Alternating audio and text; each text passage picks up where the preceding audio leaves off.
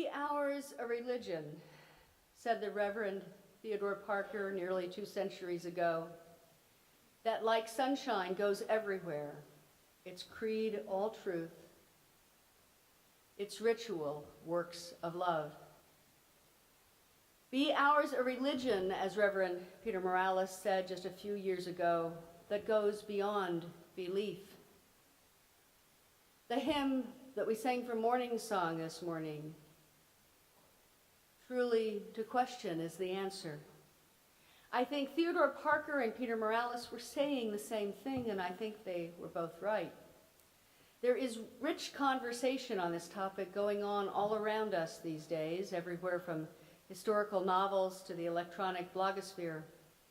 People are converging on the revelation that belonging to a religion is not primarily about what you believe, that true religion is not made of people held together by a creed or a doctrine, but true religion rather is made by creating community and engaging together in works of love.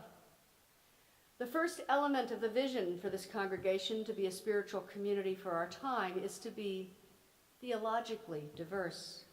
Not a vision to share a single belief, but a vision to be a community of commitment in all our diversity together. This issue of belief and religion is far from new. An interesting exploration is presented in a historical novel, The Spinoza Problem by Erwin Yalom, which focuses on the life and ideas of Bento de Spinoza, a Jewish philosopher living in the Netherlands in the mid-1600s. Someone once handed me this book and said, "I dare you to write a sermon using this book."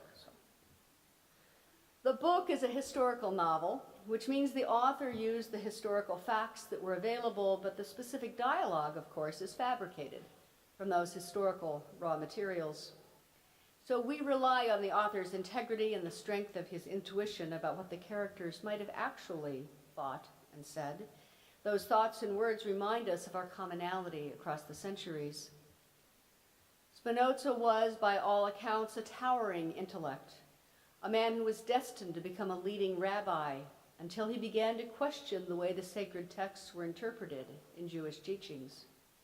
His own interpretation of the Hebrew Bible, his views on God and nature and religion, flew in the face of Orthodox Jewish teachings, and for this he was excommunicated, banned from the Jewish community. Now, if he had found his way to a Unitarian church in those days, he might have found his true religious home, and there were Unitarian churches, but I suspect our congregations were as unfortunately invisible to most people then as they are now. Spinoza is quoted in this novel as saying, "I believe that all religions, Catholicism, Protestantism, Islam, as well as Judaism, simply block our view of the core religious truths. I hope for a world someday without religions, a world with a universal religion in which all individuals use their reason to experience and to venerate God." Spinoza's reason led him to believe that God is nature and nature is God, and that true piety consists in justice, charity, and love of one's neighbor.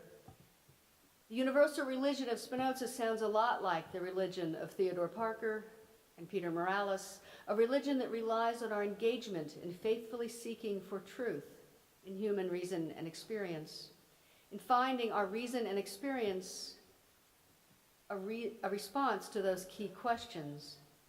How shall I live? How shall we live together? And of course, what shall we do together?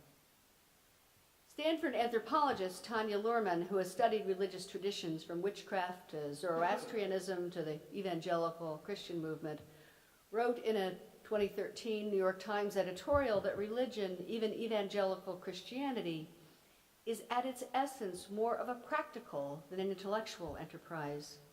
Religion is much more about how we act in the world than what we believe about the nature of ultimate reality. How shall I live? How shall we live together? What shall we do together? Those are the fundamentally religious questions. Gary Laderman, who chairs the Department of Religion at Emory University, blogged that the truth about religion is that there is no one truth, but rather multiple versions of many possible truths. Who is right, he asks, continuing, we have fundamental atheists on one side of the spectrum, wanting to get rid of religion and all its toxicity. On the other side are religious fundamentalists looking to purify the world of all the false religions. The rest of us in the middle are learning to live with the unavoidable fact that multiple religious perspectives and communities must learn to live together, if not harmoniously, then at least with a minimum amount of respect and toleration. While religion is a constant in our human societies, manifesting in myriad forms, Lederman's observations led him to understand that, quote, religion is not simply about revelation or spiritual truth. It is most at home in the physical body as it experiences suffering and aging, sex and ecstasy, the mundane and altered states of consciousness, birth and death, universal characteristics of human life that we all share, end quote. Religion is about the lived human experience, shared in community with all its ups and downs, fears and joys, all that is known, and so much that remains beyond our grasp, the mystery at the edge of our knowing. And I say that on the day that the latest space exploration, not the Space Force, but the space exploration, has launched an exploratory probe to the sun. So we continue to grasp at what is beyond our knowing. And so I return to that confounding question that so often comes up when we get talking about religion. What do we Unitarian Universalists believe anyway? It is true we can just believe anything we want. If our way of faith is based in the complex and contradictory human experience, how do we express that in a world where religion is thought to be best tied up in a neat package with divinity and doctrine, heaven and hell? Where does that leave each of us in our own religious life? Where does it leave us in those conversations around the table at family gatherings with all those beloved folks who are curious about this faith tradition of which we are a part? My response to that question comes from the set of 7 principles which unite our independent congregations in the Unitarian Universalist Association, and which we pledge to affirm and support. So if you were lucky enough to be one of the early arrivals and got one of these hard covers to the order of service, on the inside back page, you'll see a page on which is printed the principles and sources of our faith. And if you didn't get one, you can look around and see if anybody's willing to lend you one. They're here for your reference because it's important to be reminded. These are not a creed or doctrine.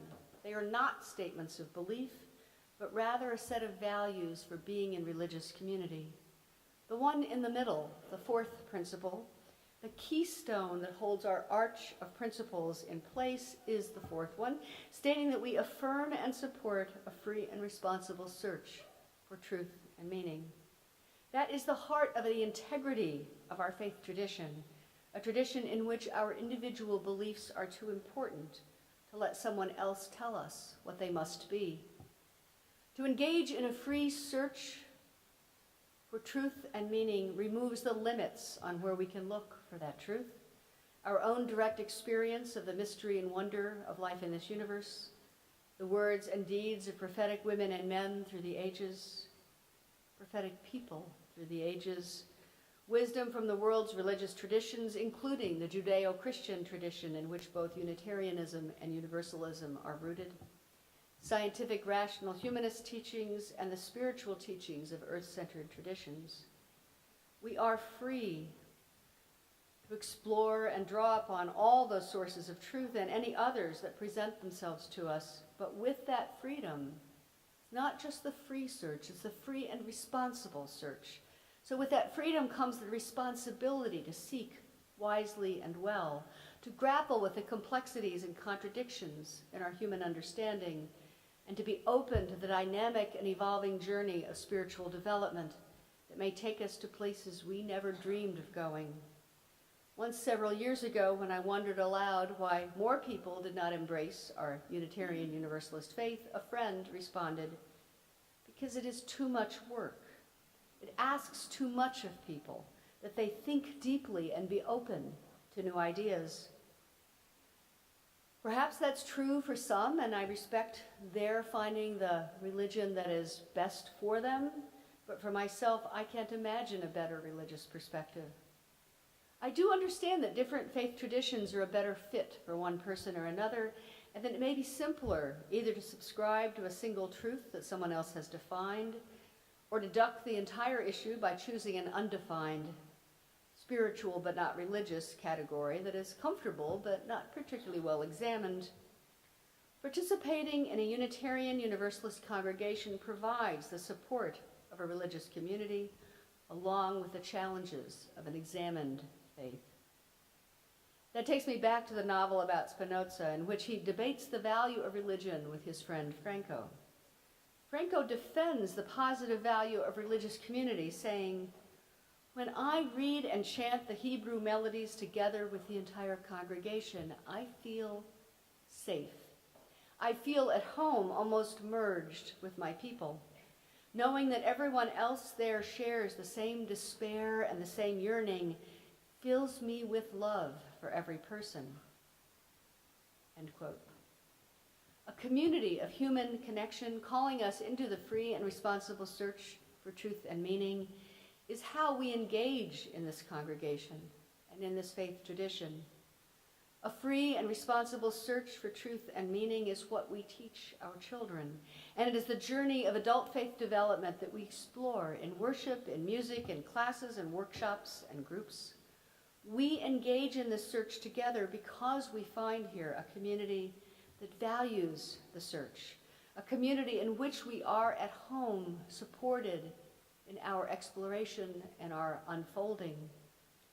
We come to share the experiences of suffering and aging, sex and ecstasy, the mundane and altered states of consciousness, birth and death, universal characteristics of human life we all share.